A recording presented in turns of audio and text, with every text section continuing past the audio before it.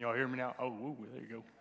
Real loud. I probably don't even need this, but we're going to be recording tonight, so that's one of the reasons we're doing it. And I like to hear myself echo too, so that's always fun. My name is Herrin.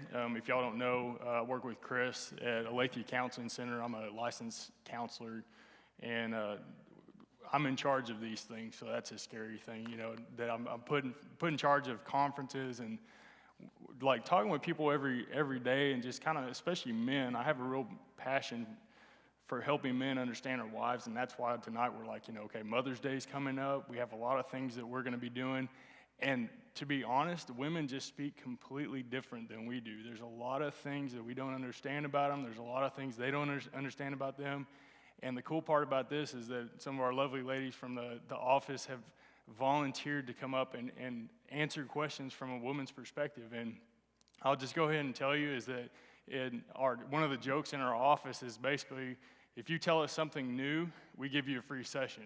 So we've heard it all. You'd be surprised some of the stuff we've heard. So the same thing is true for these ladies, is they won't be shocked by your questions. And in fact, probably the more vulnerable you are, the better it'll help your marriage. And so that's one of the things I'll just encourage you guys. I know we gave you some slips of paper, you know, if you want to write them out, we'll have a mic, and you guys can, ask questions as we're going, that kind of thing. And Chris, you know, I'm definitely blessed to be a part of his team. For him to be able to speak tonight, I've gained so much wisdom and insight as far as just loving our wives well, the women in our life. And I'm glad to see some young guys here tonight, because the cool part about that is that you guys are getting a leg up on, you know, men that you didn't get that experience. If I would have known some of the information I know now, you know, back in the past, and that would save me a lot of heartache, and I think most men in this room would probably agree with that, even in our own marriages. But the fact you guys are here, that's awesome. So just want to encourage y'all. So one of the things we're going to talk about tonight, like I said, just kind of loving our wives well. How many of you guys have noticed that you love your wife from a limited resource? You know what I'm talking about? Limited resources. And what I mean by that is that when we wake up, there's only 24 hours in a day, right? And a large majority of that is spent at work, right? And then not only on top of that, so then we have our kids, and we have to spend time with our kids if you have kids. Then you have the whole financial thing where you have, you have money, you have responsibilities, you have bills. And quite honestly, we love our wives from limited resources, in the sense that we don't have unlimited resources in our, I guess for lack of a better word, bank account.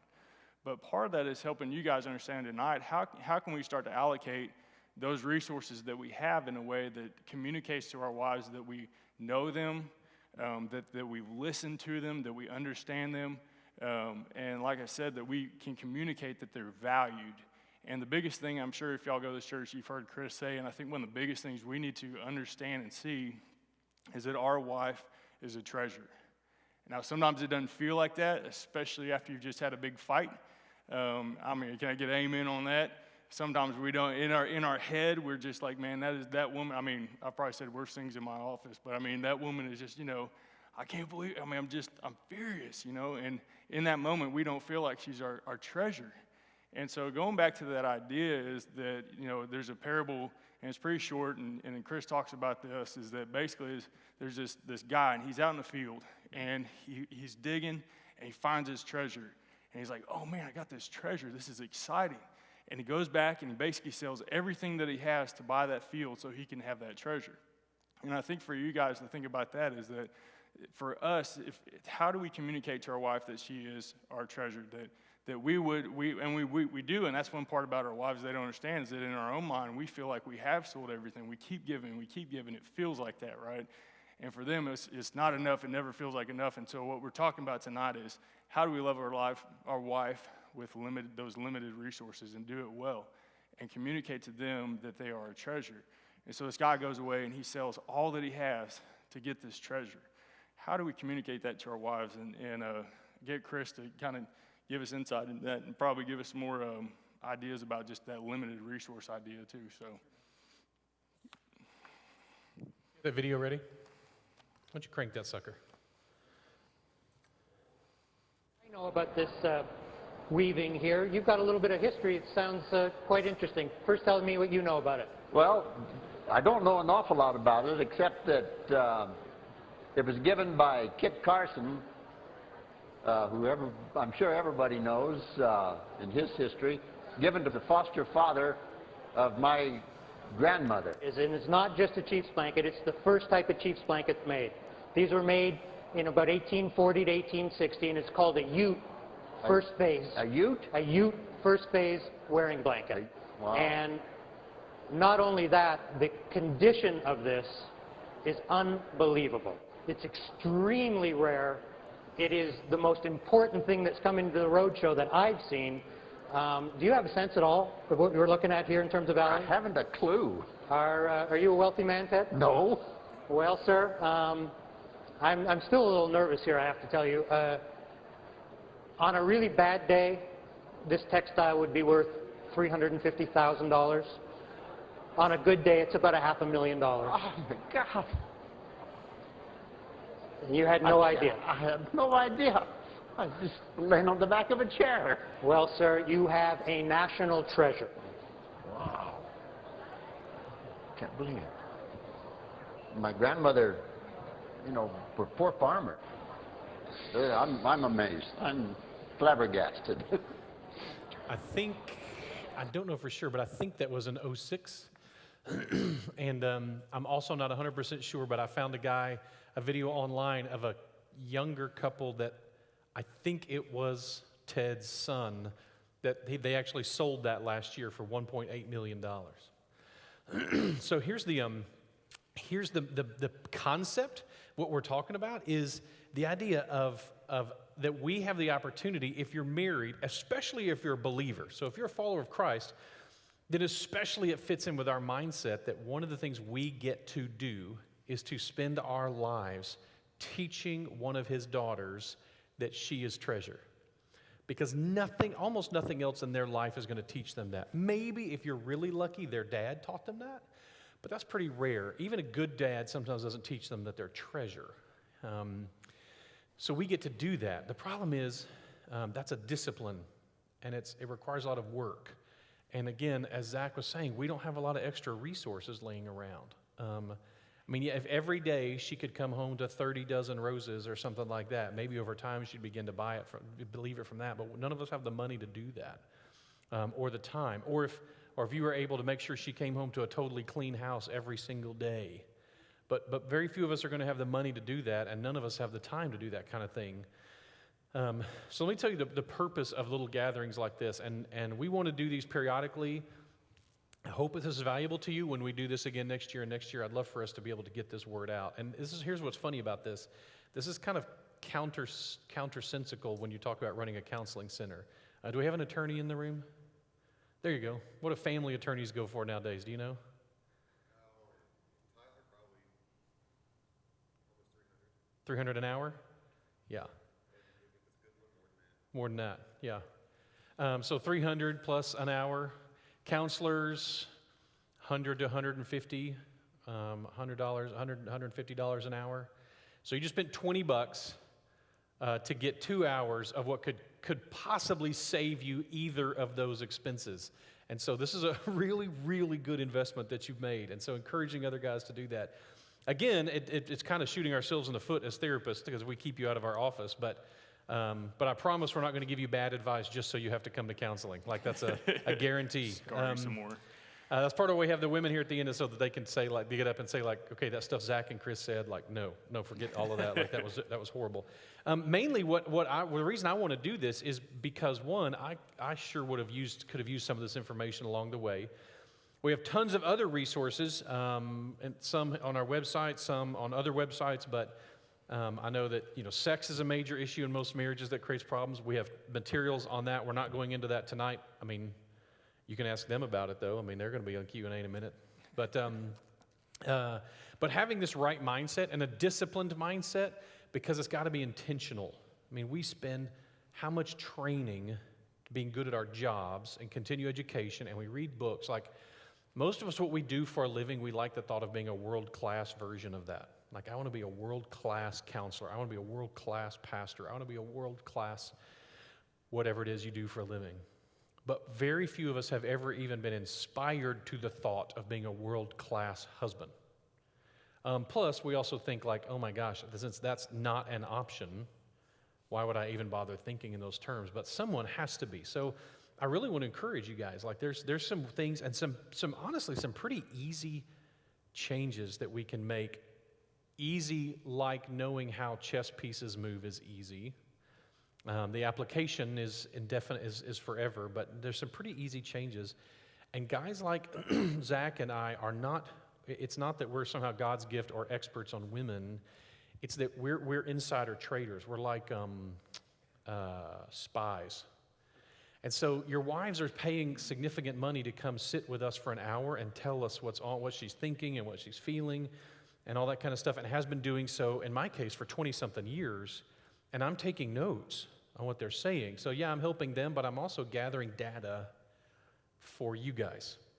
And so to understand the right mindsets on some basic things that we can do to get away from the idea that to understand, of course, our marriages are sometimes disappointing.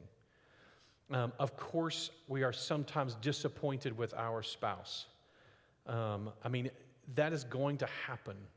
They're not as sexual as we want. They're too needy, too emotional, too disengaged, too irresponsible, too naggy, or too busy, too lazy, too much time spent working out, or have they gotten overweight and out of shape, addicted, puritanical, too much of a mom and not enough of a wife or lover, too much of a teenage girl. I mean, they're all over the map that we're going to have that feeling at different times, that we're going to be like, oh, I'm disappointed that this isn't the way I thought it was going to be.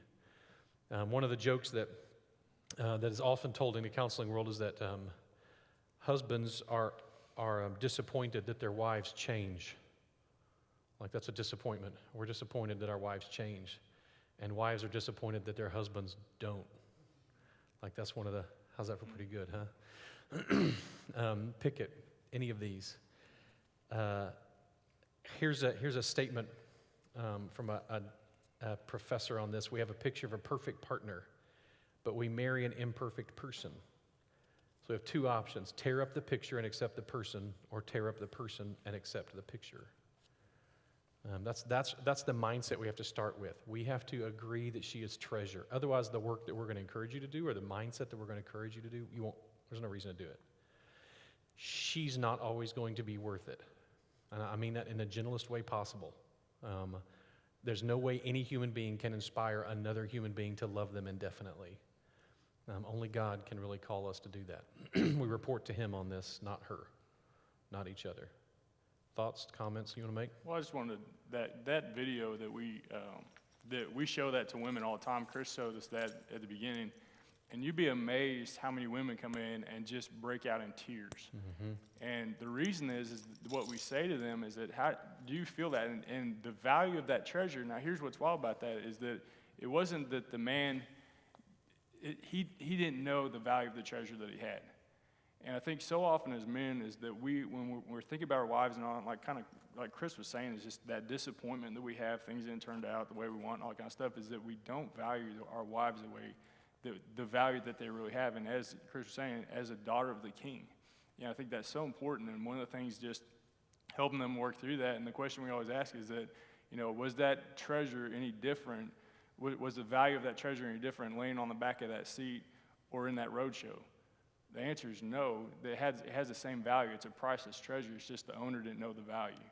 And I think so often, and especially myself too included, there's that resentment. There's that bitterness that just comes in, like Chris was saying, with that disappointment. And I think that when you start to recognize it, I tell clients, if I can recognize it, gives me freedom and choice to leave it. I need to be able to see, okay, that's what that is, so I can leave it, and then I can, and just as believers, take that to the cross and say, that thought is, that I would think of my wife that way. And it's so easy, and it's very easy to go down that path. And so I think that's coming into our next section, which is really good, is that the idea of compliments. And I don't know how you guys, how have y'all thought about it? How do you compliment your wives? Any ideas out there? What do y'all do? How does your wife know that she's a treasure to you? Ideas, thoughts? Beautiful. Yep, okay. What else? Love her, yeah. And you're getting all the points, man. Where's your wife? You get all the points. Yeah, she's everything. Yeah, sure. What else?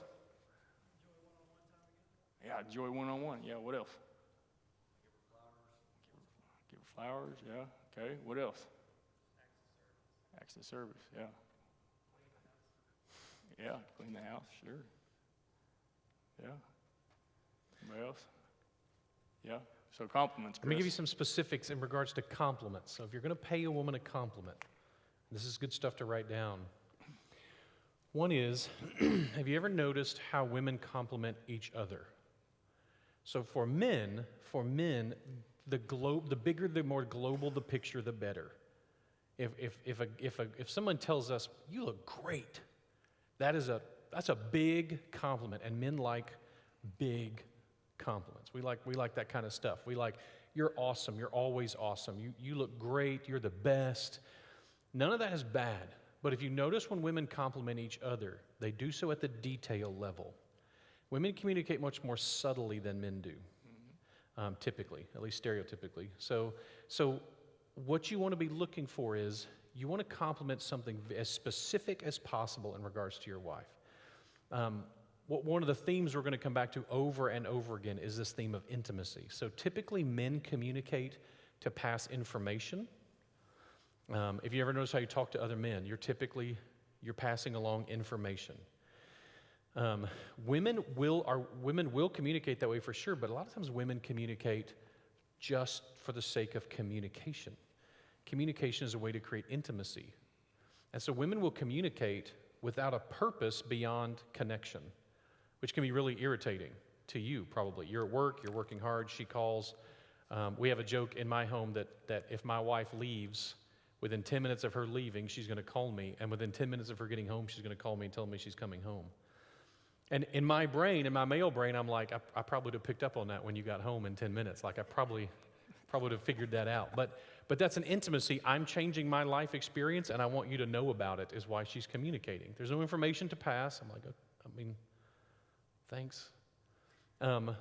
We joke about the fact that she calls me to remind me that she's not there, which I hadn't forgotten. But that's important for her to let me know, to remind me I'm not there and I'm calling. That can be, for us guys, that can be like, why is she calling me? I'm not. But that's part of why they communicate. Well, they do that. They will communicate with each other when they're passing along a compliment or something. This is going to be one of your big keys. You're going to see this in every one of the areas, and that is, I know you. So something that communicates, I know you, I notice you, is going to be huge. So women will compliment each other saying like, oh my gosh, I noticed that your toenails and your earrings go well together. Like that was a great choice to put those together. Or I really like what you've done with your hair with this and specifically like this. Now one, you have to notice when they change their hair, right? Like you have to notice stuff like this. You have to be aware. This is a discipline. It's like any other skill. Like right now you may be like, there's no way I'm ever going to notice that stuff. But you notice your boss's tone of voice. I mean, you notice tiny changes in other areas of life. You notice a tiny change in the credit card statement. But you don't notice a huge, your wife changes her hair color and you don't notice that that's totally changed. Like, you have to train yourself to notice these things. When I was dating my wife, when I would go pick her up, I had on my car visor a list. So it was eyes, earrings, makeup, hair, toenails. I was like 6 or 7 things there. And I would, right before I went up to her door, I would pull that down and I would read over that list, and then I would go in, and when I saw her, I would pick one of those things and comment on it, because I knew that was important to her. And I have a quote in my book, in my little thing here, that says, "Nothing makes a woman more beautiful than the belief that she is beautiful." Sophia Loren said that. But the more specific the compliment, the better. If you're complimenting behavior, I see this pattern. I see that you do this every time you do this. And the more detailed it is, the more meaningful it will be to her, typically. Learn and ask, have things to comment on is big. Another part of this is when you compliment, you need to know your wife well enough to know that what communicates when best. So if you only ever compliment her in an attempt to seduce her, she will catch that pattern. And that will become an annoyance to her. You pay her a compliment, and it always is right before you're trying to take her to bed, then eventually she'll be like, okay, thanks for the compliment, but that feels self-serving to her. even if it's not, and I know it's not for you, but that's how it feels to her. But to be able to look for when is the most important time. Is first thing in the morning a big deal to her? Before she gets ready, is that a big deal to her? Is the last thing at night a big deal to her? Is when you see her for the first time? A compliment that many of us don't pay is to be very happy when we see her. That's a compliment. When you see her for the first time or at the end of the day or something like that, to be happy to see her is a good one. You need to know if your wife likes notes. Leaving a note on her car, leaving a note in a drawer, something like that. Again, the preponderance of words is not the solution. Smaller, consistent means I know you. Big means I just remembered you, right? So a dozen roses says, I remembered I should get you roses sometimes. One rose a week for 12 weeks says, I remember you and I think about you all the time. So that's an important aspect of this as well. I like writing on my wife's mirror. It's super easy to remember. I just keep a dry erase marker or two in my drawer, and then every time I notice that there's not a complimentary word on her mirror, I go write a new one on there. It's just a tiny little reminder thing. So specifically compliments. So compliments need to be specific, consistent, right? Anything to add to that? Peanut Gallery, anything to add to that? That'd be coming up. Yeah, and being honest is important. Yeah. Now, here's the thing. Honest doesn't mean I feel it. Honest means I believe it's true. It's important. That's one of our big deals is there are going to be times we don't feel like doing these things. Sometimes that's about us. Sometimes that's about her. Regardless, you're correct in saying that you want it to be honest. But don't confuse honest for, I feel this way right now. You want honest to be, this is the truth. Does that distinction make sense? Everybody get that distinction? You don't feel like doing the dishes, but the dishes may need to be done and you need to do them. That's the idea. I think the word... Thought? On the compliments? Yeah, there you go. So far. I think part of that too is that, kind of like Chris was saying, is that like kind of think with the happy, like I have a black lab, and it's like every time he sees me, he's like just overwhelmed, like just excited. And that poor dog, like, I mean, I abused the thing, and he's still happy to see me, and it's just like, poor dog, you know? But I think in the same way, if you notice that if you have younger kids, you come in the door, and they're like excited to see you. My kids will run up and give me a hug, and man, that just makes my day. And oftentimes your wife will come in, and, you know, she's been with the kids all day. She is stressed out. She's in that mood. She can't, you know, she's like, I know you guys know what I'm talking about. And like Chris said, in that moment, I'm not feeling like it. And this goes back to the idea, and I like talking about this a lot, is that our job as men is to love our wives as Christ loved the church. And I did a wedding one time, and I feel sorry for the couple because the word that kept coming up was the word and the picture, and this is what Chris talks about a lot, the one act, and then we just celebrated it, that pictures Christ's love for us was what? The cross. And what that was sacrifice. And for us, sometimes I don't feel like telling her that, but in that moment, sacrificing. So when I walk through the door, here's what I want you to see another concept, I think, with compliment too, is who am I sacrificing? Am I sacrificing her or am I sacrificing me? Because I could walk through the door and my wife is she's upset, she's mad and all that kind of stuff, and she's like, I can't believe you brought dirt in and all that kind of stuff. And I'd be like, well, what about the dirt? The whole house is a pigsty, right? At that moment, I just saved myself. Yeah, don't do that. That's not what we're saying. In that moment, I just saved myself, right? Right. But who did I sacrifice? Her. And then I go and we're sitting there having dinner and we're scarfing our food, right, and all that kind of stuff. Well, who else did I sacrifice? My 3 kids, because they're sitting there watching mom and dad go at it, right? And the idea of this compliment is that as I'm living that sacrifice, it's not, and just like Chris said, it's not easy to be detailed for men. But I always tell guys, just like anything that's important to us, if it's golf, if it's shooting, if it's work, if anything like that, it's a skill. And a skill is like, when I first started, it's awkward. It's like I'll slice the ball, whatever it is. I mean, it's bad. But as I practice it, the better and better I get at it. And so the difference is if I come in and she says, well, I can't believe you brought dirt in on your shoe and all that kind of stuff. And I say, whoa, honey, I see. you've had a bad day. Let me take care of the kids. Let me clean clean the kitchen for you. And wow, you look great tonight. And not only that, specifically, I love the way your hair looks tonight, right? All of a sudden, you just see her kind of like that, and guess what? I just sacrificed myself, and guess who lived?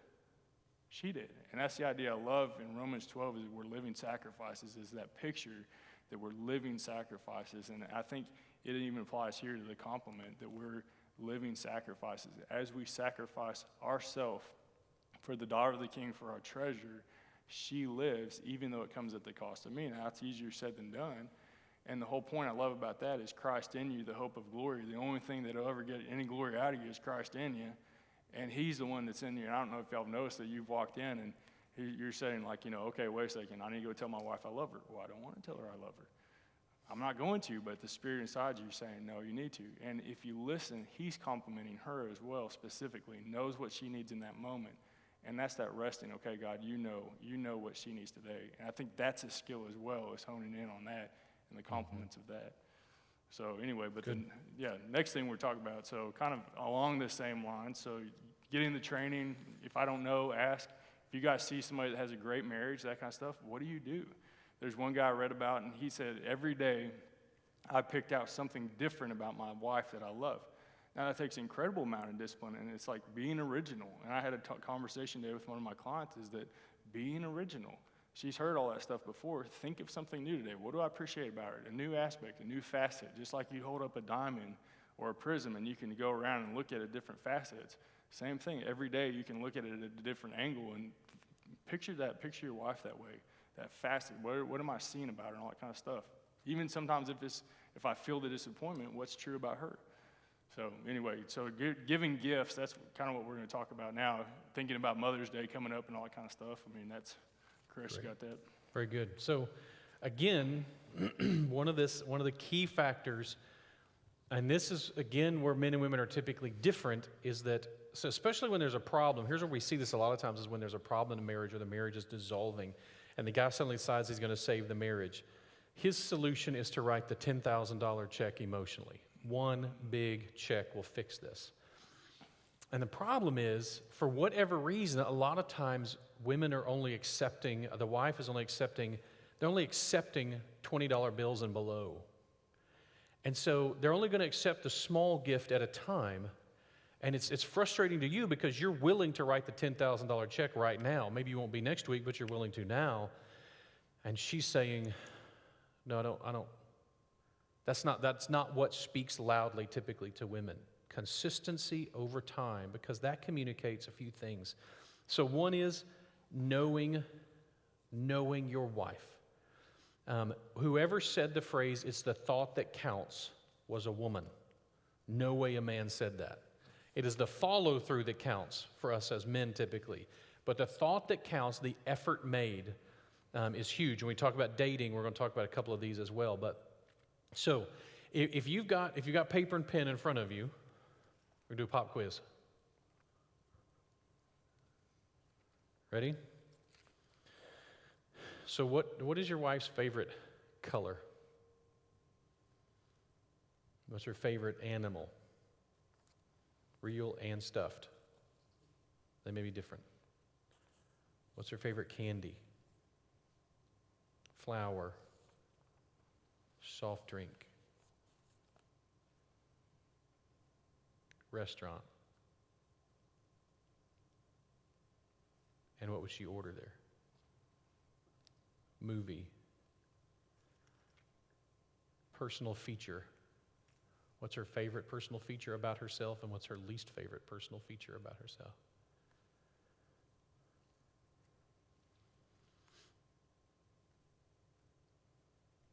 What's her least favorite chore?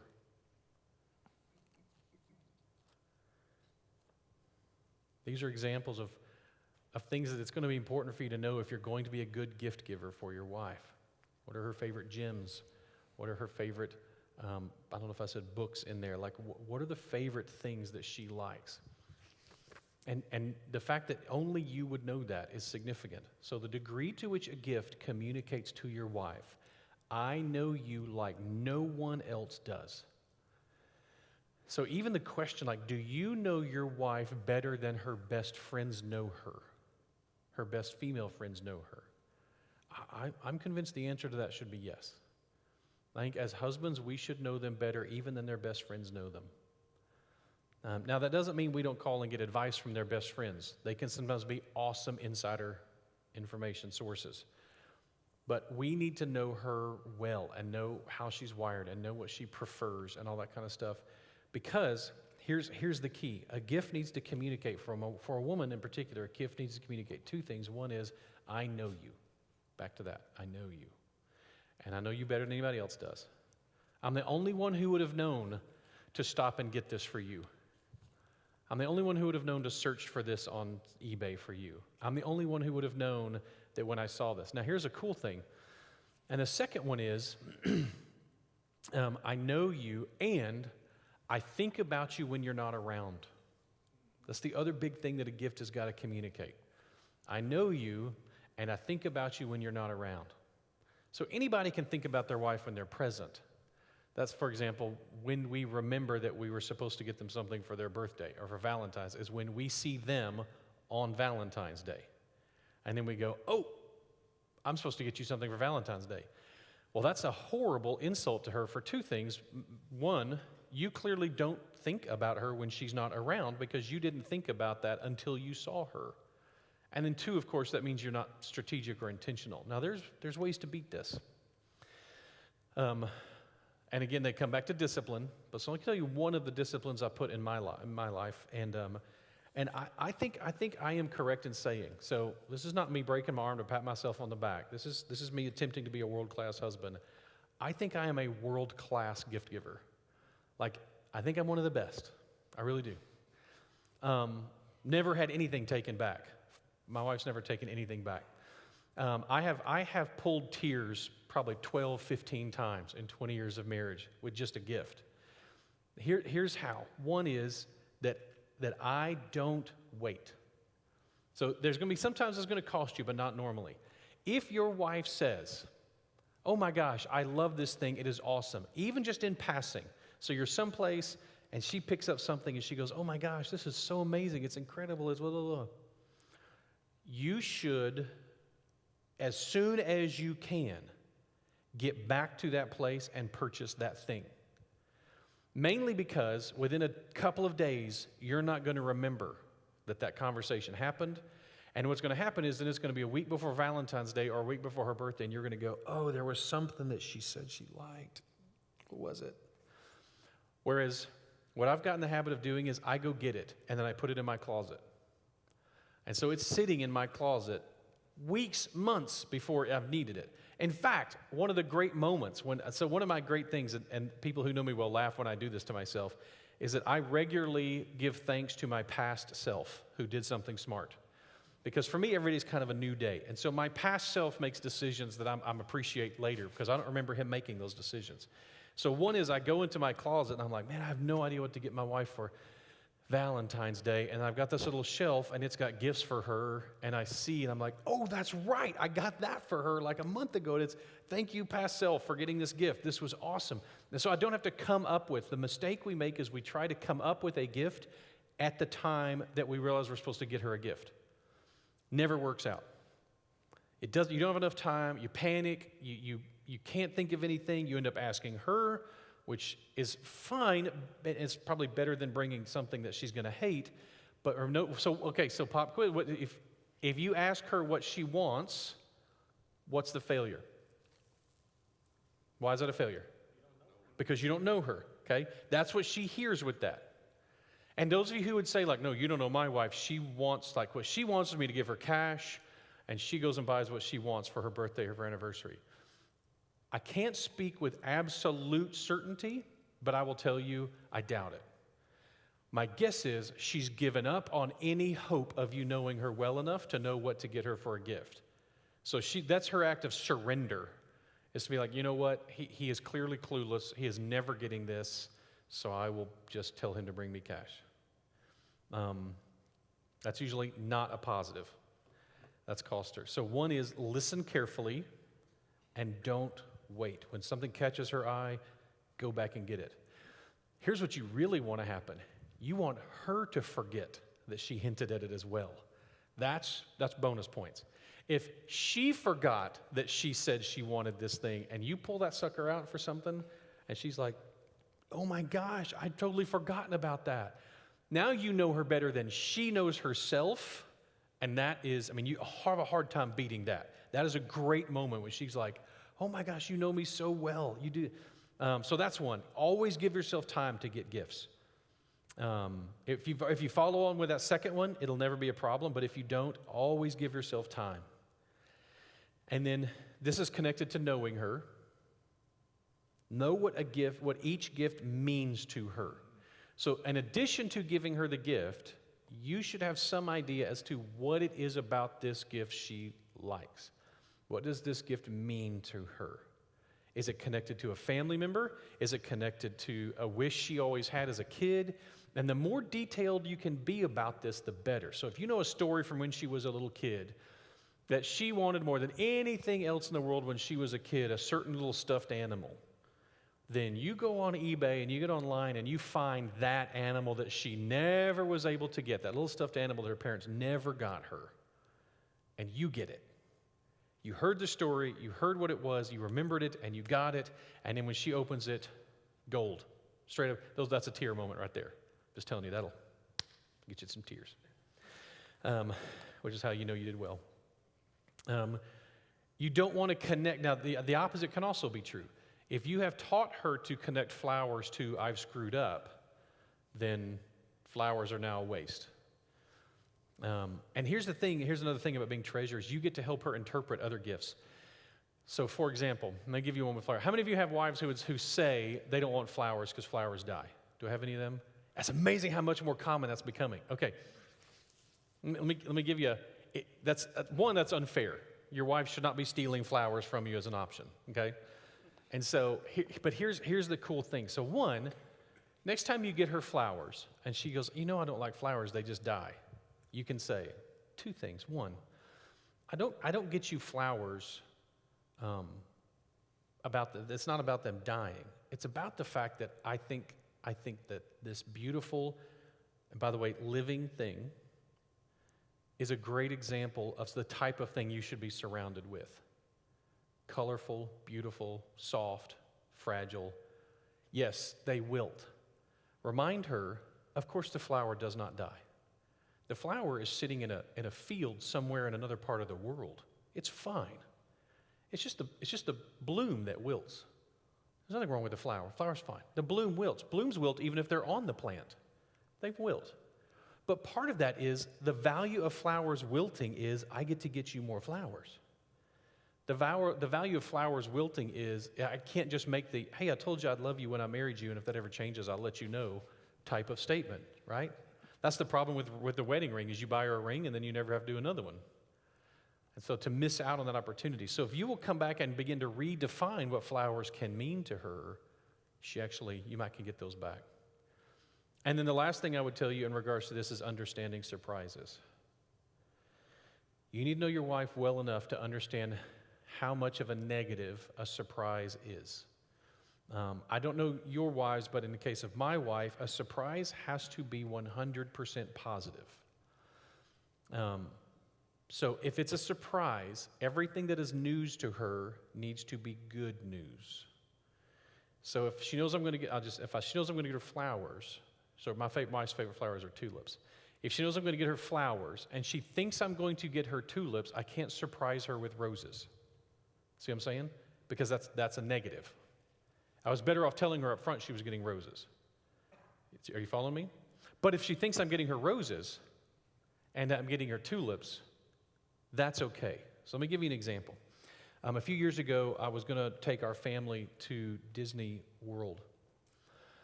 And so I was going to take our whole family. I planned the trip, and we were going to go down to Orlando.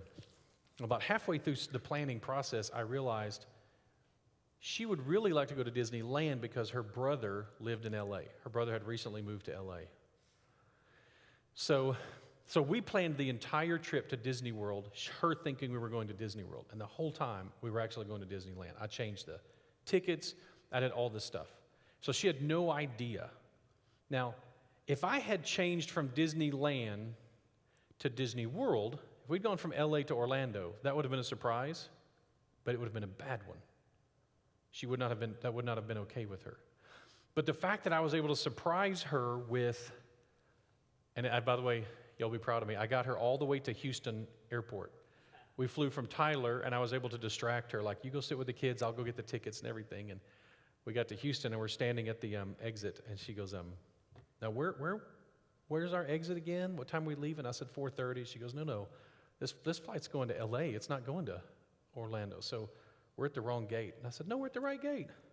And by this point, my daughter, who was about 10 at the time, pulls up the little video and starts recording like this, because she knew to do this. I have a recording of this. But and I said, well, I guess we'll just have to go to LA then.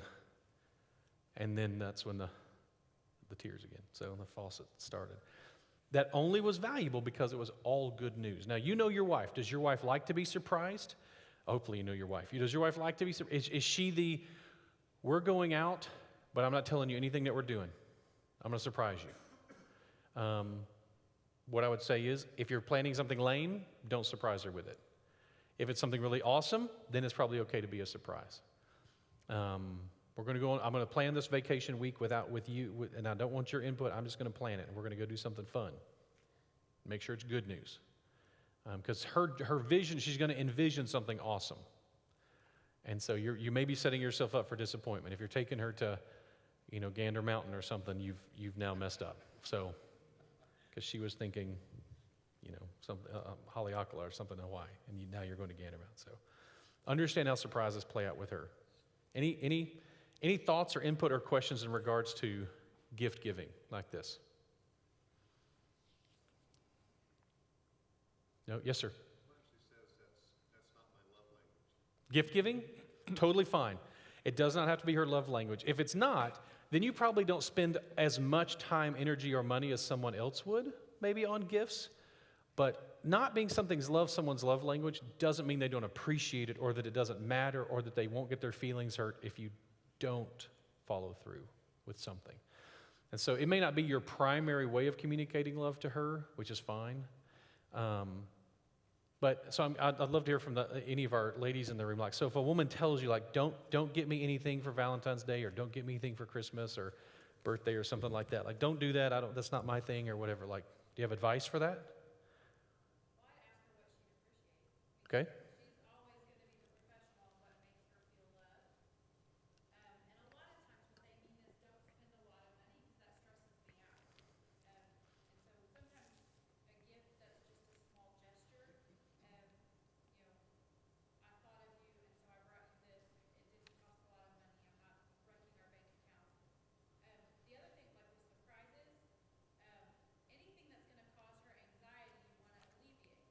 Good point.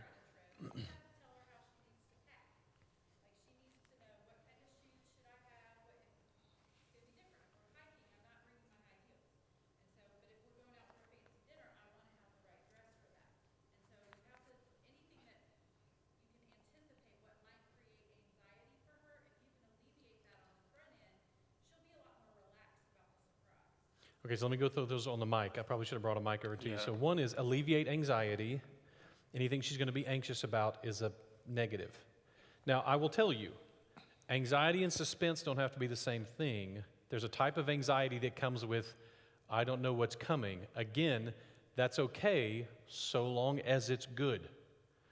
So what you don't want to develop is, I think if you can develop the habit so that your wife knows that she's a little anxious about where y'all are going, but she knows it's going to be something cool, that's okay. But if the pattern is she's anxious about it because she knows how much you stink at this, then you could have a problem on your hands. So one was anxiety. Two was ask her. That would be always a good one. So I will tell you, I firmly believe that most of the time, to go along with one of the other things she said was, if a woman tells me, don't get me a gift or whatever, I kind of have the, Luke, it's a trap mindset about that. Like, it's an opportunity. I totally agree, by the way, with what Amy is saying, though. That buying your wife's gifts, and this needs to actually go in what I've written here, buying your wife a gift is not an excuse for irresponsibility. You have not helped her. Again, that's not good news if you bought her something special And in the meantime, now she can't get something that she needs, or she can't pay a bill, or something like that. Make sure the money you spend on her for a gift is spent money, is money that exists that can go away. And again, the huge gift, there are times and places for that, but rare. The gift that communicates, I know you, and I think about you when you're not there. So let me give you one other little example of that will help. Knowing when you go to the gas station and you bring home her favorite type of candy from the gas station, that's an example of what I'm talking about. I know you and I think about you when you're not here. That communicates that to her. I'm the only one who would know to get this candy bar. It costs 50 cents or $1. I was the one who, I was going through the store looking for something else. So my wife is a flashlight junkie for some reason. And if I'm going through Academy for something else and they have some new, unique looking flashlight, you better believe I'm getting it. And I'm going to bring her home and say, I was at Academy and I saw this flashlight and I thought you'd think this is fun. Money. Straight up. I mean, that's like, oh, that's so sweet. I love it. That's awesome. So that's what you're looking for. Good. Any other thoughts? Yes, sir. How do you tactfully receive a gift? Now, this is interesting for us as men. This is a good question. As men, here's the problem with us. If you're an adult man, buying you a gift, I didn't foresee this coming, buying you a gift is nearly impossible, right? Because two things. One, if you want it, and you can afford it, you already have it, right? If you want it and you can't afford it, her going and buying it for you can mean a fight. It can mean a negative. The only option she has is to get you something that you don't want. We really have created a scenario where our wives and children can't win because the only thing they can get us that they can afford is something that apparently we don't want or we would already own it. See the problem they're in? So I think it's incumbent upon adult men to collect something. I don't care what it is, make it up. So, apparently I was right about this one, right? So collect something. It doesn't matter what it is. And she doesn't have to be an expert on it, but give your kids, and especially if it's something you're actually interested in. I mean, pick an interest. So you like movies, they can buy you movies. It's even better if it's something unique, like I collect knights and things that have something to do with knights. So my family gets me stuff that have to do with knights. That's just so they'll have something to get me. Otherwise, again, they're the tough spot. When you do receive something that you're not excited about, just be okay with the fact that she's trying to communicate treasure to you in some way. And so we have to learn to interpret. We'll talk about that in a second, how to interpret their communication, but this is an example of that. You can always talk to them about it at some point, not in the moment, but especially the next time or something like that, if there's something you want. So what we've discovered is sometimes it is a good idea for my wife to have an idea of some things that I have been thinking about getting for myself. I have that habit. I will periodically, if there's something I'm thinking about getting for myself, but I don't have to get it right now, I actually stall. So there are things I want that I could go get, and I don't. And sometimes I communicate it. I'll wait till after my birthday and after Christmas to buy certain things that I want.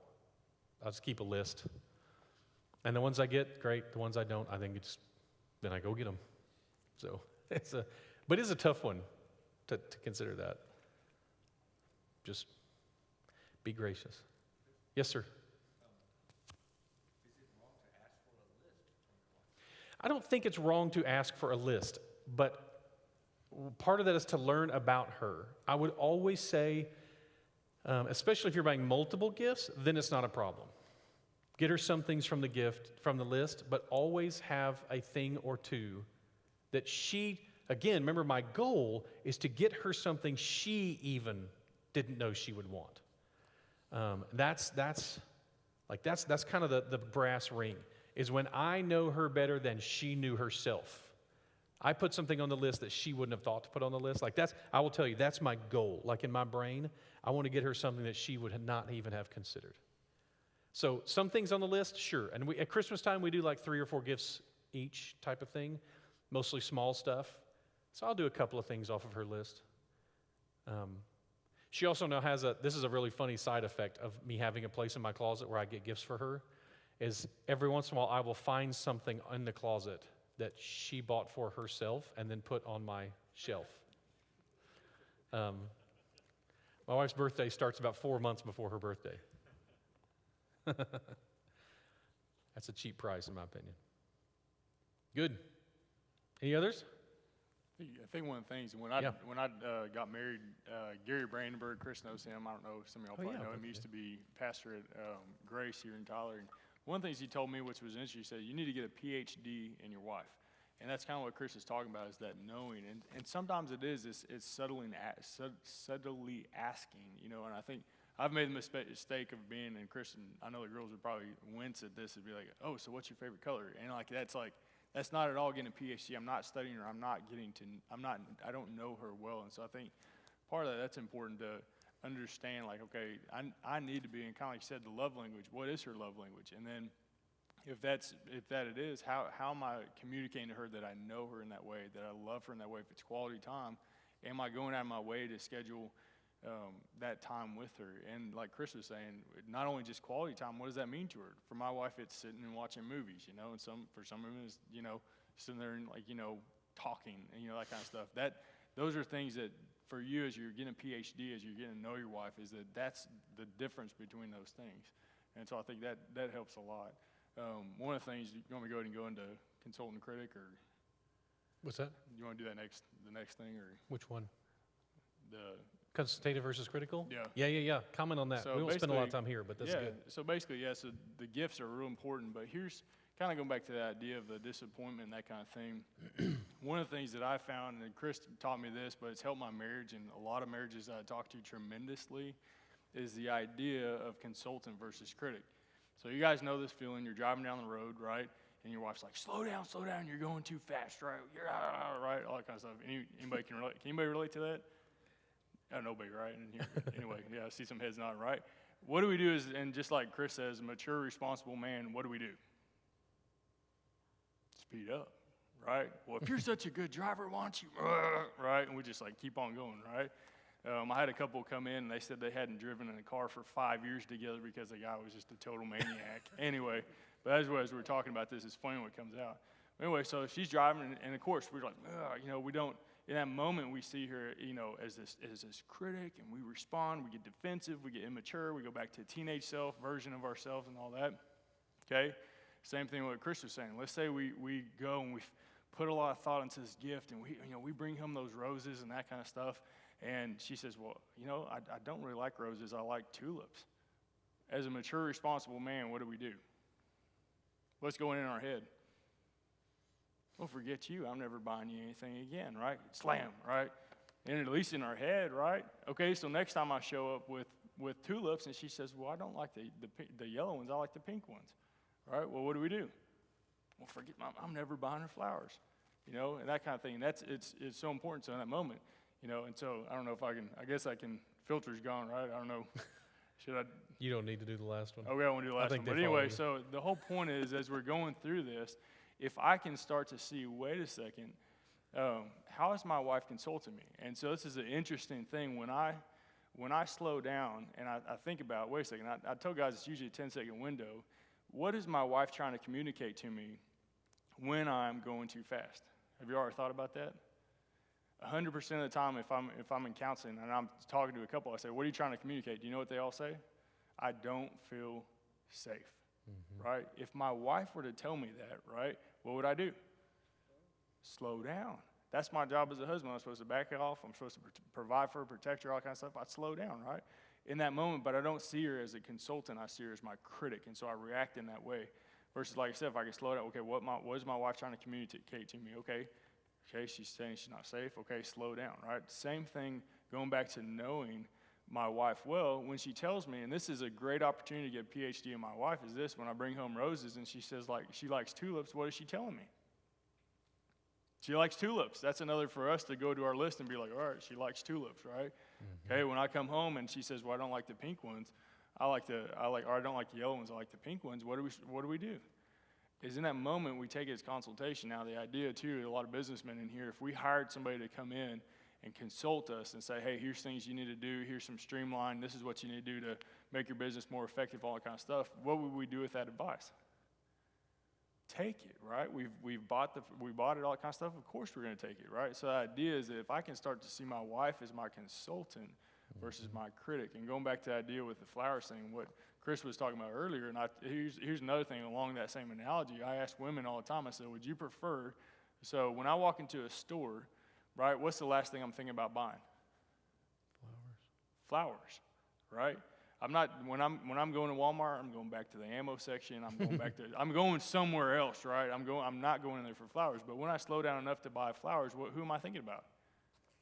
Her, right? And so along the same lines is that I ask women all the time, do you prefer 365 flowers on one day, or would you prefer one flower over 365 days? Do you know what they all say? One a day. One every 365. Now, as men, we're like, oh my gosh, but it's basically going back to what Chris is saying.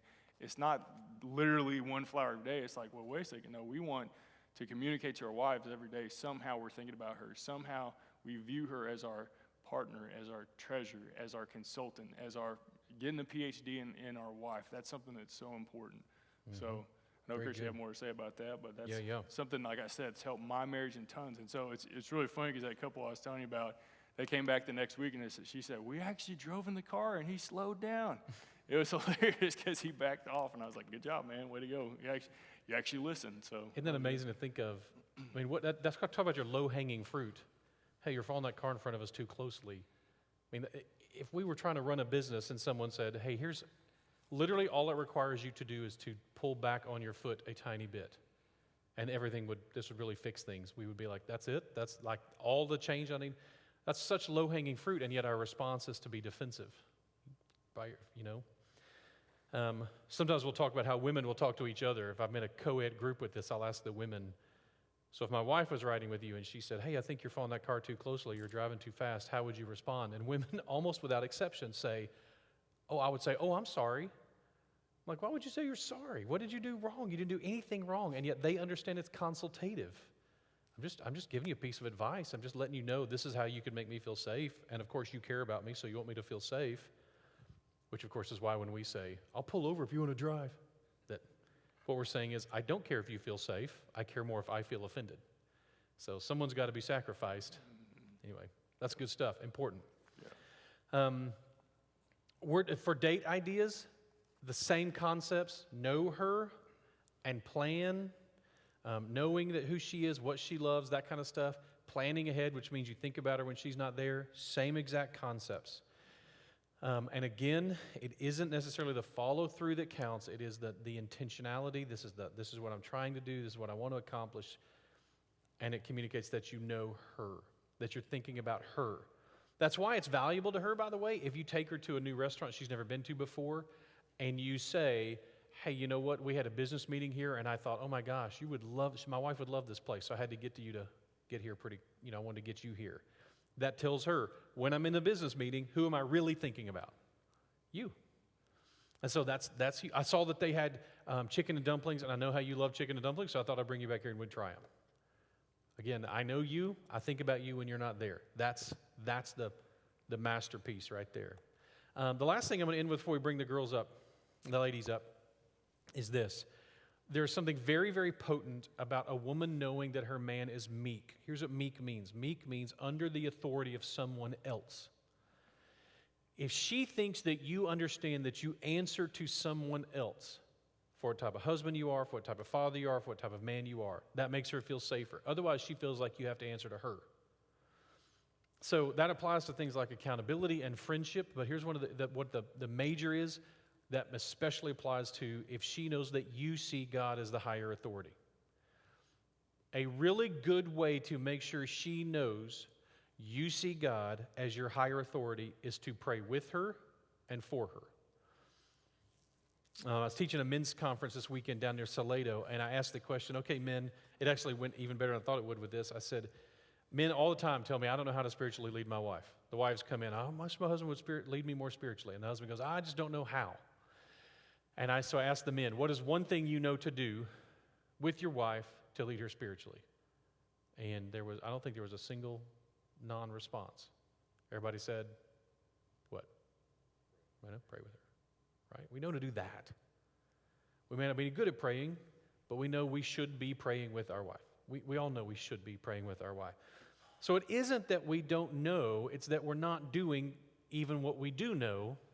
So of course, it's not likely God's going to reveal more to us. So this is one, obviously, I believe it's the right thing to do. It's the right thing to do before God, whatever else. But your wife needs to know you're hearing from someone other than just yourself.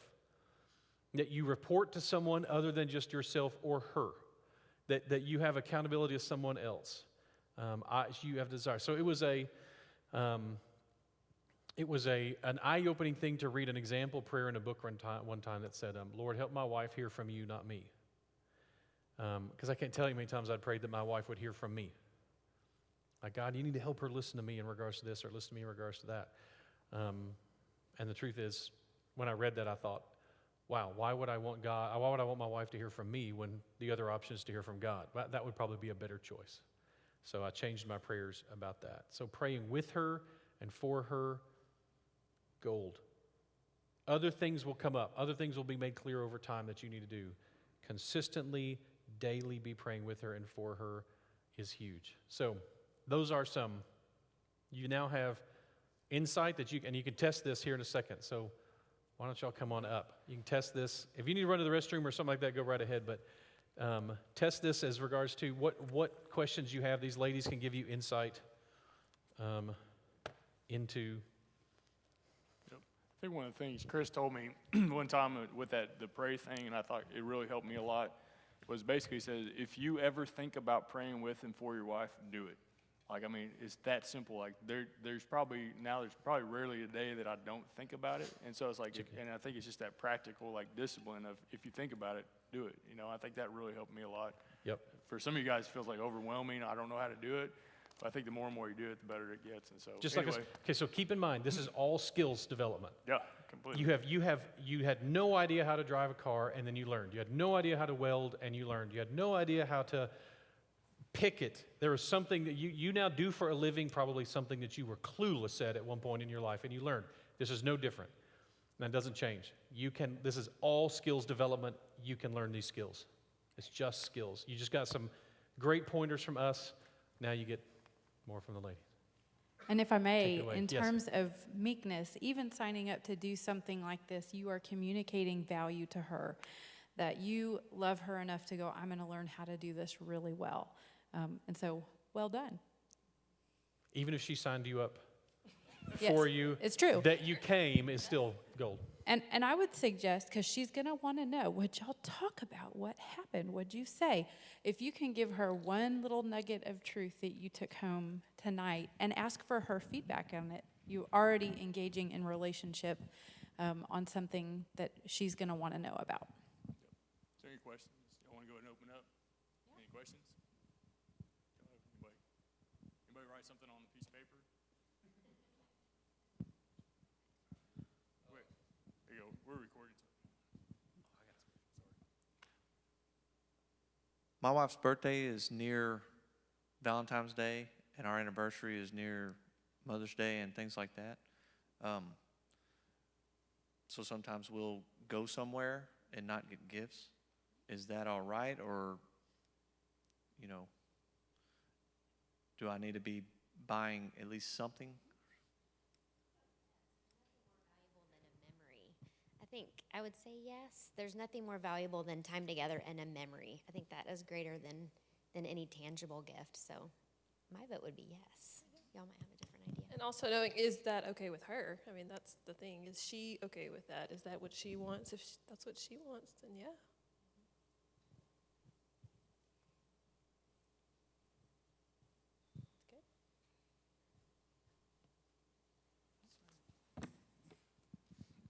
How can you cultivate trust in a wife that is by nature a skeptic about men, romance, etc., due to a past history of hers in the 20s? I think that's an excellent question. A lot of times when you see a woman react, sometimes it's not about you at all. And so I think the best thing you can do is know that. To know that sometimes her reaction is, it's not a personal affront, it's not a criticism of you, that you get the opportunity to be an agent of healing. And so even just to say, I realize that I can see how this would come across because of this. I want you to know where I'm coming from. But I think before you even say, here's why I was doing what I was doing, to understand why she might be reacting that way. And I think you have a huge opportunity to be an agent of redemption in her life. And to say, you know what, I realize that there have been some people that have not treasured you, and you don't have any other choice but to respond that way. And let me be perfectly clear, I treasure you. While I'm on that topic, let me talk about what I would call the discipline of words. A lot of these things that we're asking you to do is going to require you to spend more words than you would probably spend otherwise if left to your own devices. Right? This is so much talking. I'm going to tell you more compliments. I'm going to notice things. I'm going to ask you questions. I'm going to hear about things that I probably wouldn't be interested in on my own. But because I'm interested in you, I will be interested in this. So there is a discipline of using more words than you would use if you were sitting in a room full of guys. And part of that is because her goal is always to connect. Even when she's passing along information to you, at the forefront of her mind is, are we okay? How are we? Where are we at? Because she's always thinking in terms of relationship. And so I want to encourage you to be okay with the discipline of using more words than you would on your own. Yep. I'm going to comment on that one real quick. I don't take the girls' time, but when I teach on the sex conversations that I do, at the end, I do a pop quiz where I say, okay, so you have you fight all day. The pop quiz is you fight all day and you have an awful day and you're on each other's nerves all day. And at the end of that evening, it's been a hard day, and the guy says, hey, you want to mess around? And she says, no. Not no, but heck no. Like, are you from another planet? What is freaking wrong with you? Like, she gives some kind of response to that.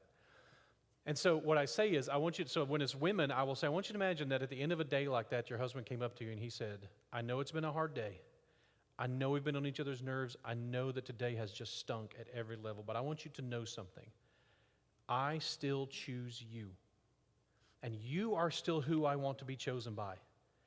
You are my first choice. You're my favorite. And even though we've had an awful day, I want to make that abundantly clear to you. You are the only one I want to want me, and I want you to know how much I want you.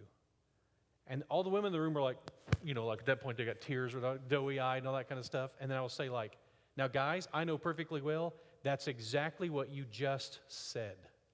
Hey, you want to mess around? You just said, I choose you and I want to be chosen by you. This is the best gift I know. I know you just did that, but the problem was you didn't say any of it. If you said what's going on inside of you, you would probably discover, a very warm and happy person. But because you just said the way you would communicate it, hey, you want to mess around? Now you're in cold and prickly land for quite a while. So anyway, that's an example of use the words whenever you can. And if you don't know, email Zach and he'll send you words that you can use. Or one of the ladies, they can help too. Let's go to a tough one here. Been married 38 years to an introvert that was abused by family. Didn't even know it until we'd been married 20 years. Finally, she's come to term that she needs to seek counseling from someone other than Chris, our pastor. But she's afraid to. Do I schedule a counseling for her? Do I just wait and let this ride for a couple more years?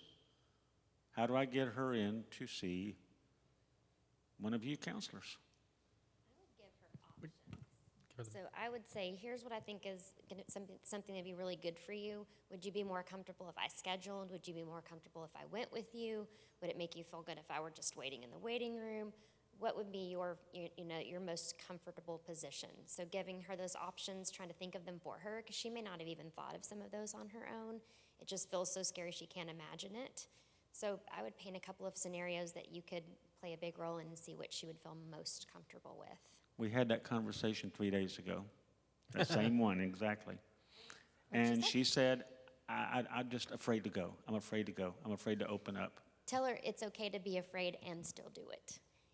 Fear doesn't have to keep you in place. You can be afraid and still do it. So she doesn't have to, some people feel like they have to not be afraid and then they can do it. You can be afraid and still go. That she doesn't have to get rid of that fear before she goes. She probably won't get rid of that fear for a session or two, depending on the match that she finds in her therapist, but letting her know you can go and be afraid. Thank you. Everyone You're does. welcome. No one comes to counseling not afraid. Amen. Very true. Going to the doctor, they don't expect you to be well when you come in, so we expect.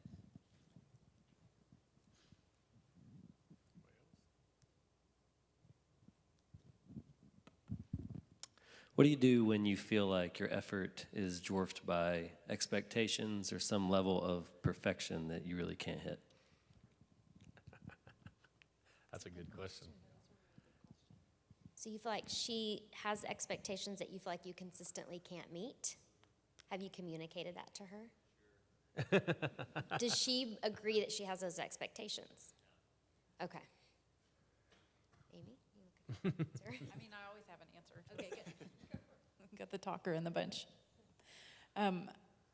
Since it's already on the table that's there, I think, one, you could suggest, hey, let's do some counseling together to see if we can work through how to navigate expectations.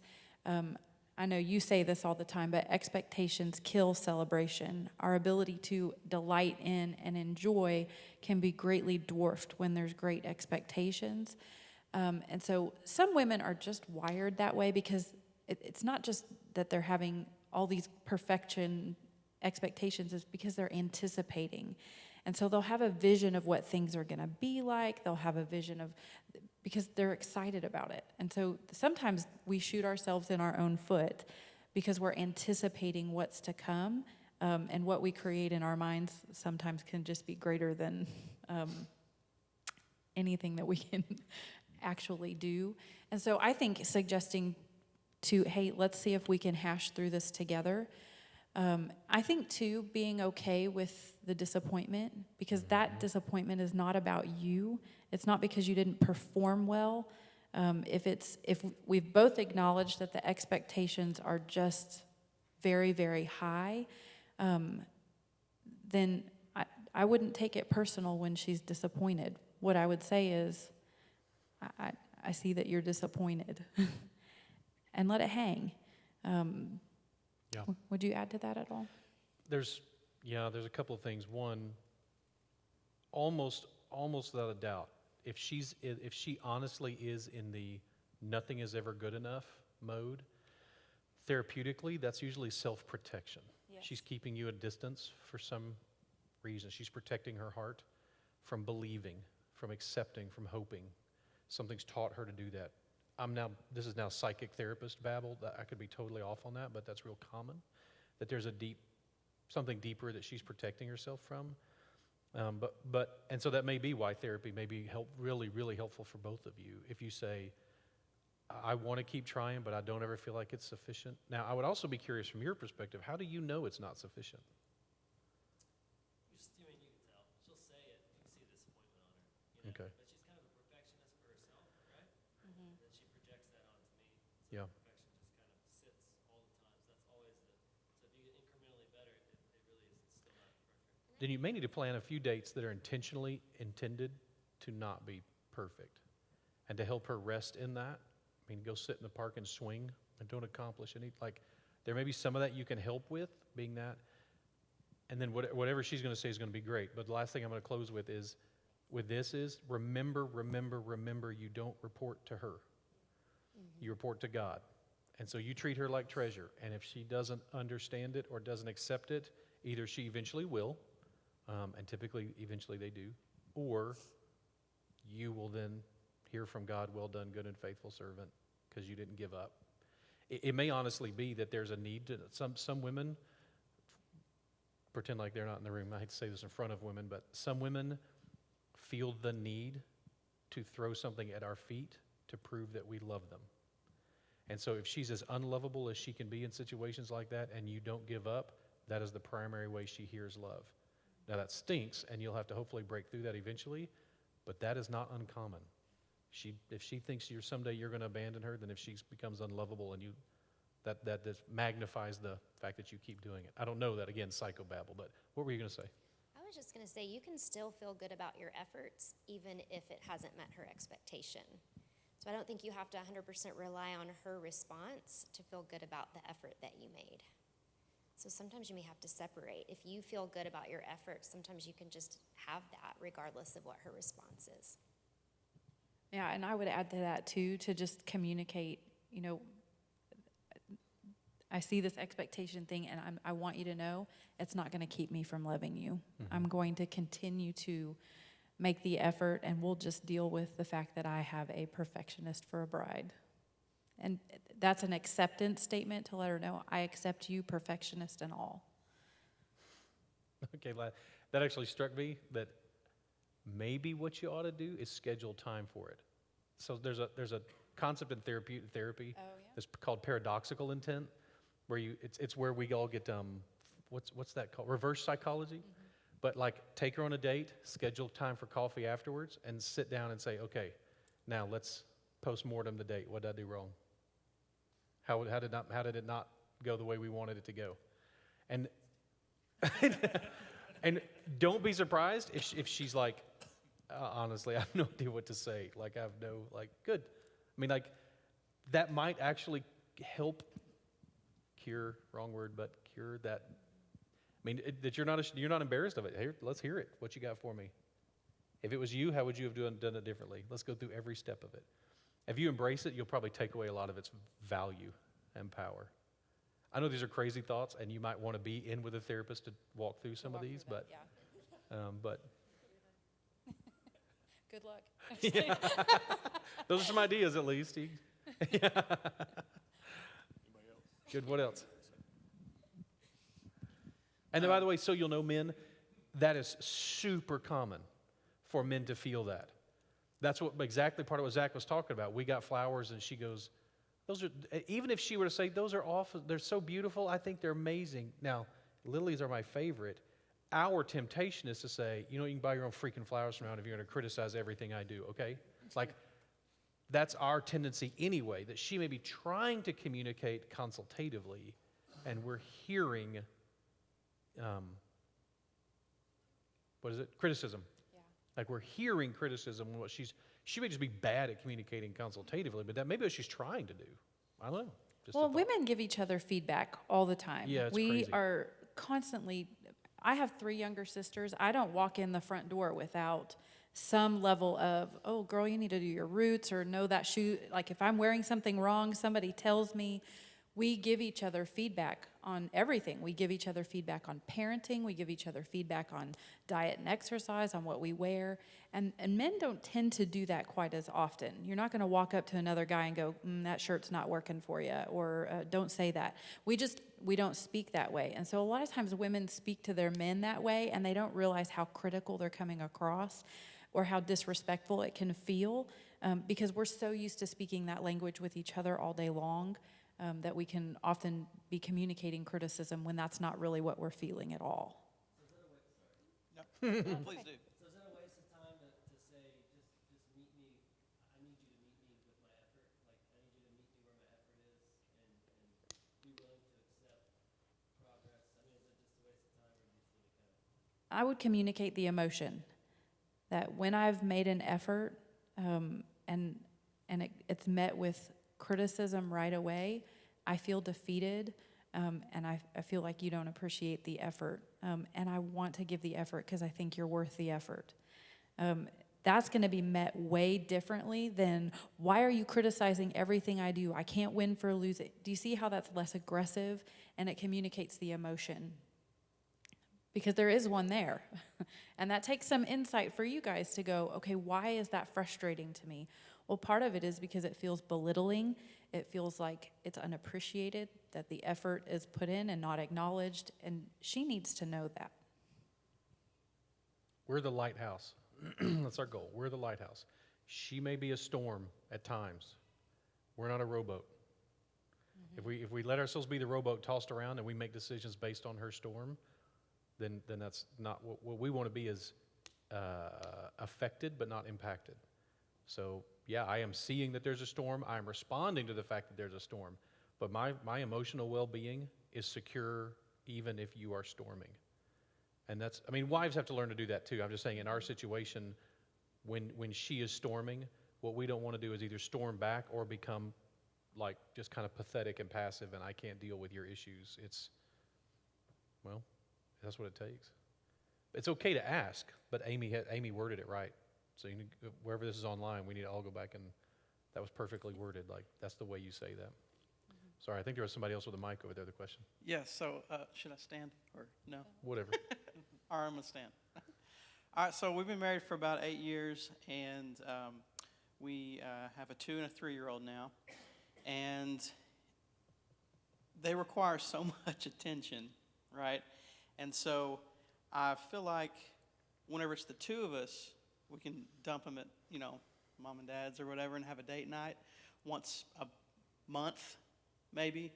And it's just the two of us, and it's awesome. But like during the week, I come home and we feed them and bathe them. And then by the time they finally fall asleep, we just want to shut down. And like, I feel like I want my friend back, you know what I mean? And I love my children. I do. They're beautiful, But shoot, I feel like they've really kind of, you know what I mean? And I have a 2- and 4-year-old. I'm with you. Okay, all right. So I'm okay. We can relate here. Sorry. So, I mean, and so when they're finally down, it's like, okay, how was your day? Oh, good. How was yours? Oh, it was all right. Sold a little paint. Okay, cool. And then it's just like, and she just wants to kind of veg out and watch her show and then fall asleep on the couch 30 minutes later. And so since I know that's going to happen, I'm like, well, I'll just go in the bedroom and I'll play guitar for an hour and then fall asleep. And so, you know what I mean? I don't know, because she's, I really feel like we know each other and she's my best friend, and I really feel like that. But I don't know. This might be a good time to talk about the concept of margin, you think? A lot of times, I wish I had a dry erase board. I feel crippled without it sometimes. We'll talk about a marital satisfaction in terms of how much margin we have to give. Early on in marriage, most of us are never going to say we're starting off unhappy, right? If we're starting off marriage in year 1 or 2 very unhappy, something has gone terribly awry. And part of that is that if we come home at the end of the day, let's just imagine we all start the day with $100 emotional dollars. And let's just say at work you're spending 50 of them. Well, you walk through the door, you've got 50 left to spend. Where do you want to spend it? You want to spend it with her. So that will cause us to engage in things that maybe not even would be our natural bent. In my marriage, that might be hearing about news, facts. In my marriage, that might also be noticing cars or thinking, my husband's a car guy, and so, and that's not really an interest of mine, but he's an interest of mine. And so I'd be willing to spend some of those emotional dollars to talk about a topic that's not really that interesting to me. But because he's interested, I'm interested, right? That'll cause a woman to engage sexually when she doesn't feel like it, or a man to go shopping and carry her bags. We're willing to spend it when we have it. Well, right around year 3 or 4, we start having babies. We slapped a high five at the end of this last year because we made it through year 8. Or we hit year 8. We're like, we made it through the 7-year itch. We did it. Good job. And part of that is because when you have small kids, every last bit of margin that you have is gone. Sometimes she's been in the red since 9 a.m.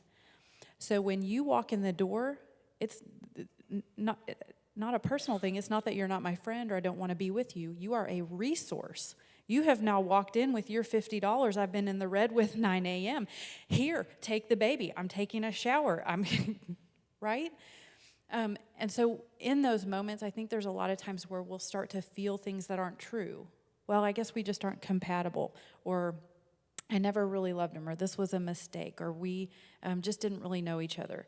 It doesn't sound like that's the case with you guys. When you get together, you can remember we're great friends, and we enjoy each other a lot.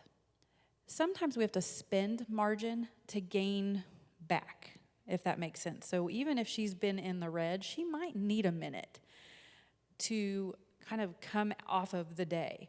And so sometimes when we get to the end of the day and we don't have anything left, the best thing we can do is to say, I know you're tired, and I know I'm tired, and we're going to get in this little rut of just watching shows, but our relationship's too important for that.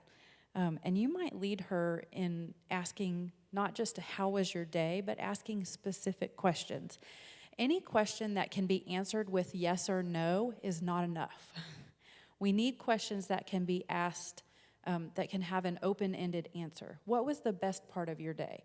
What part of your day do you never want to repeat ever again? Is there anything I can do during the day to encourage you as you're doing what you do? Is she home with the kids? She's working also? Okay. Yeah, so you guys are both getting in and doing the fury of food and bedtime, and that'll take a lot out of you, the little emotional vampires that they are. Mm-hmm. I mean, little blessings, they're wonderful. But they do take a lot out of you. And so we tend to spend margin. That's why dates can be so good. Weekends away can be so good. It gives you something to look forward to when you don't have a whole lot left at the end of the day. I will say, too, now I don't know her specifically, but I will say most women are longing for some kind of relational connection. But when we get in that rut, it's hard to make the effort. And sometimes we're just hoping, I want him to start it. I want him to initiate. Very much like you long for her to initiate physical intimacy, she longs for you to initiate emotional intimacy. And so I would even say, you know what? Let's do something different tonight. I know you're tired. You might even say, go take a bath. Go relax for a minute. Do whatever. Have a cup of tea. Whatever it is that helps her kind of chill out. And then let's sit here and play a game. Let's talk. Whatever it is that you guys, it sounds like in a great friendship that you can do that when you get time alone. So would you add anything? Find other smaller opportunities. I have a 9 and 11-year-old, and I remember those days well. And we just touched base a lot throughout the day, even if it was a text, a call, just to say, how's your afternoon going? Because you're less tired at the end of the day. I wouldn't wait for all your connection to happen then. So even meeting for lunch, stealing away for breakfast, I know that's not always possible with your jobs, but find other opportunities throughout the day to connect with her so you're not waiting to do it all at night. And this is a season, and it does change. It does. You get more time, and they get, they need things at different times. So it won't always be like this. You have to be a little more creative. And I like the idea of planning something. One night a week, you play a certain game or watch a certain movie, or, just be intentional about it, but be creative with the timing. Even think about different times of the day that you can connect with her. You're welcome.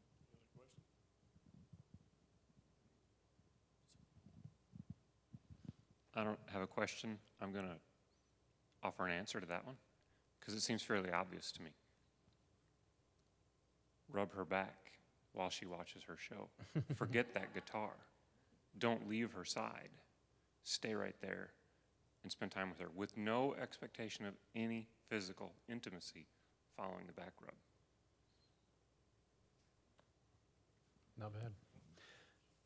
It's important to remember that during that phase of life, during the 7 year when you have young children and you have no margin, and then again later when you have adolescence and you have no emotional margin.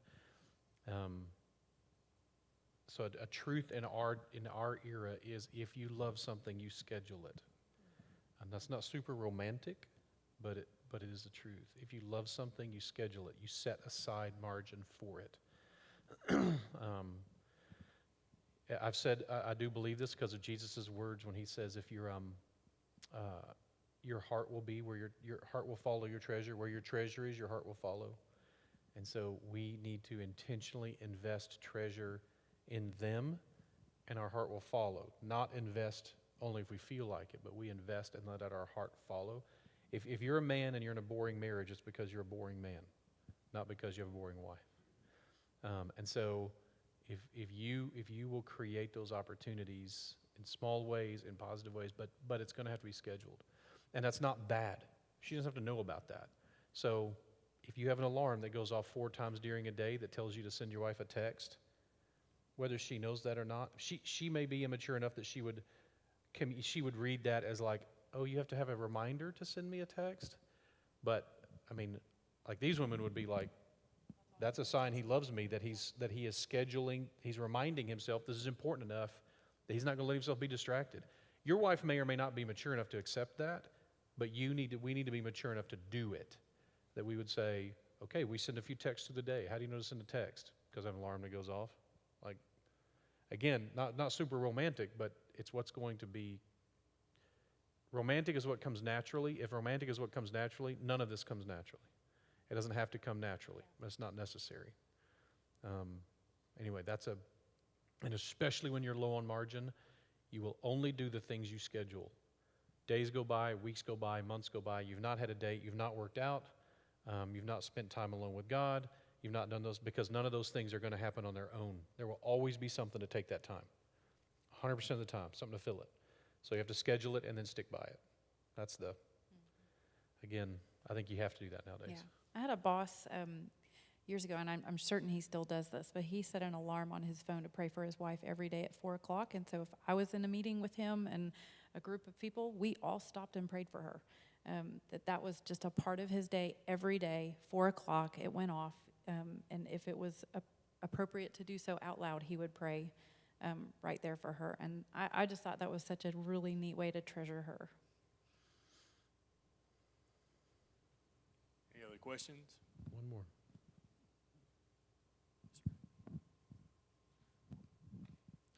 I know this might sound a little selfish or whatever, but how do you ask for me time when you need to re-energize? You mean time apart from her? Yes, sir. Okay, good.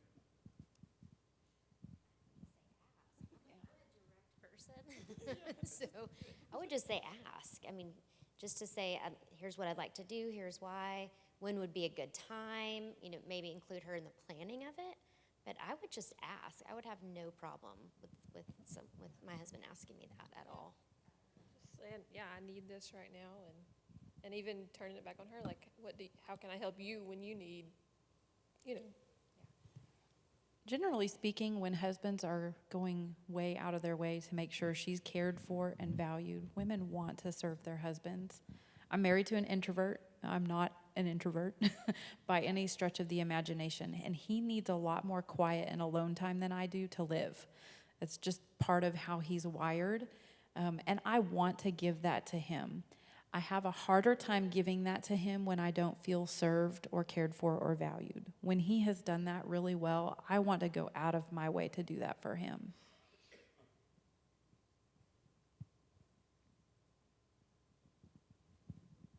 Any other questions? Did that answer for you? Sorry. Did that answer pretty? I mean, a trade-off is another thing that sometimes you can offer, or combine it. Like, here's what I'm going to do. How about if I go to the coffee shop for a couple of hours, and then in 2 hours, how about if you join me there, and let's spend some time hanging out, and then maybe go catch a movie or go hang out at the bookstore. Or, like, if you'll combine it so that it's not just bad news. I'm going to be gone. And don't try to, just don't do it at a time when she needs you the most. So if you have young children, between 5 and bedtime is the witching hour. You are not gone during that time if you can avoid it. But after that, or before that, or like you need to, that can be part of it as well. Oh, like for a few days? Like a weekend away kind of thing? Sure. Yeah. Yeah, I think the same would be, Yeah, my experience would be, as Amy was saying, if her tank is pretty full, then most wives are not going to have a concern with that. Now, if I were to do that, I would say, do I need to help find someone to help you while I'm gone? Do I need to, what do I need to do to make this easier on you while I'm gone? And then it would include what Molly was saying. And by the way, me realizing I need some time to get away to kind of escape, and that kind of tells me that you may be feeling the same thing. How do we make that happen for you if you need that? So that's always a good part of the conversation. Good stuff? Any other questions? Chris, All right, you have any I'll questions? wrap us up. Hey, it is, again, back to that original reminder, we don't, in the end, we don't report to our wives. That doesn't make it easier, it makes it harder. We report to God for how we are. Someday we all get to have that conversation with God. Tell me about you as a husband. And we want to hear that we did a good job of representing him to our wives and communicating to her, I see you the way God sees you, and God sees you as treasure. So it's a cool opportunity. One of the things that will really help, and you might find some guys in here who could do this, is if there are a group of guys who you periodically, once a month, once a week, every other week, get together and just say, all right, sir, what are we doing? How are we serving our wives? Even just that question, being held accountable to that question by a group of men once a month or every few weeks is huge. I always have a big project that I'm working on for my wife because I know where my heart is, where my treasure is, my heart will follow. So, like right now, I'm writing our story. For the last few years before that, I was building a photo book. Before that, I was writing a poem. I'm always doing something. That's just because it's a discipline that allows me to make sure that my heart stays with her because my investment is there. So let me encourage you guys to be working on this. And if you have a couple of guys, and then also we'll have stuff on our website at alethiacounseling.com. Is .com or is .org? .com. And then on my website at chrismlegg.com, you can go to any of those, and there's resources. That one's right. That is .com still too. Okay, good. I know Josh has made some changes, so I just was making sure. But there's some great opportunities that you can find resources there. Click on the Phalanx page in the upper right there. That page is for men only, and it has some of the stuff we've talked about tonight in there. It has other things just that for guys, for us to remember as we love our wives well. This is just notes taken from many hundreds of hours of women telling me how their husbands are screwing up. And it's really valuable because you're always like, yeah, I can see that. I need to, I'm like taking little notes for myself like, oh, shoot, I do that. So. Is For Men Only by Shante Feldhahn. And if you haven't got that book, you need to go buy that book tonight. And it's basically this lady's done research. She's asked questions. Yep. And this is like her an analysis of this is into the mind of a woman. And it's like that big for guys. I know we have a hard time reading. I know Chris says that's not an excuse, but it's have that, go get it. And there's another one that says For Men Only that's basically insight into me as well. If you haven't read that book, if you haven't gone to Chris's website, resources. The other thing, if you guys want to hear about more of these kind of events, because like I said, we'll be planning these, we'll be having them going on, please sign up, give us your email. Lene and Jordan can help you with that. And we'll send you an email and let you know, get you on the list. We do have another conference on May 9th coming up, Parenting Anxious Kids. So we're going to have ladies here. You're going to be helping with that, as well as a few of our other counselors. And if you have kids that have anxiety, if you have maybe even your spouse has anxiety about raising kids, which is all of ours, have them come, have them, have this. It's a resource. We want to be a resource for you. And like Chris said, to think, that for $20, this is, the experts we have here and that kind of stuff is to be able to get that and for us to be able to serve you guys in that way. That's our goal. We want to be able to give you the resources you need to make your marriages strong, to help you have healthy families. That's the goal of Alethia. And anything we can do as counselors, if you guys need to come in and schedule with us, we'll work with you. We want people living intentionally and seeing the power of Christ and the healing that He brings to our lives. So that's our goal, and we really appreciate you guys coming tonight. Really, ladies, thank you for being open, and Chris, thank you for that. And feel free, like I said, help yourself to the cookies and all that kind of stuff on your way out. If you want to be a part, if you want us to email you, like I said, just let them know. Give us your email address. And any of these kind of events that are coming up, we'll let you know and get you on there. So, you guys care if I pray for you real quick? Is that okay? And if you're from a different church and you would yeah, like for sorry. us to host this at your church, we happily will do that. We don't want to host all of them here. This is just obviously available. So if you're part of a church that would be available for us to host some of these at, just let us know. We'd love to do that as well. So Yeah, and part of that too is the goal is that conferences is with the churches. If you are a part of a different congregation, let us know. We want to come in, and we can talk about price or no price. I mean, that's part of what we're doing. We want to help and serve this community. So anyway, you guys care if I pray for you? Is that all right? Lord, thank you for these men here. Thank you for bringing them tonight, and Lord, thank you for just the insight that you've given tonight.